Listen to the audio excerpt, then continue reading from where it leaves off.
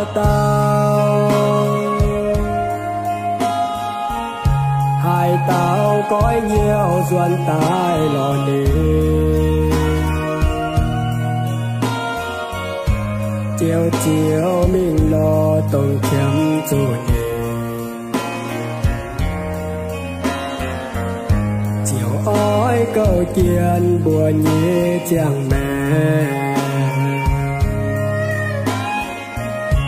bùa tao tao miền ôi chú xiên lo cùng Giêsu can buồn dân liu mẹ hàng nay ôi chú cầu lòng bùa càng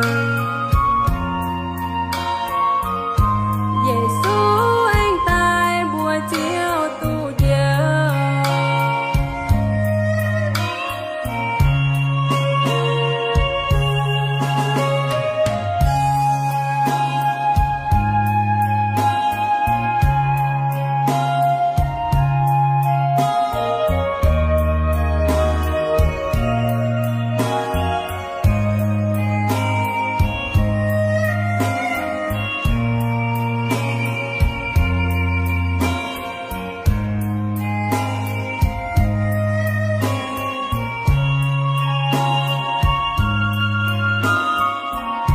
lời chú